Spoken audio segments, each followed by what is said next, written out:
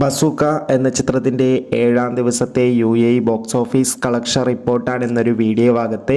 വീഡിയോയിലേക്ക് മുൻപ് ഈ വീഡിയോ ലൈക്ക് ചെയ്യുക, ചാനൽ സബ്സ്ക്രൈബ് ചെയ്യുക. ഏപ്രിൽ മാസം ഇനി അങ്ങോട്ട് ധാരാളം ചിത്രങ്ങൾ OTT റിലീസ് ചെയ്യും. നമ്മുടെ ചാനൽ ഭാഗം പരിശോധിച്ചാൽ നിങ്ങൾക്ക് ആ വീഡിയോയ്ക്ക് കാണാൻ വേണ്ടി സാധിക്കുന്നതായിരിക്കും. മമ്മൂട്ടി, ഷൈൻ ടോം ചാക്കോ, ദിവ്യ പിള്ളെ എന്നൊക്കെ പ്രധാന കഥാപാത്രങ്ങളായ ചിത്രമായിരുന്നു ബസൂക്ക.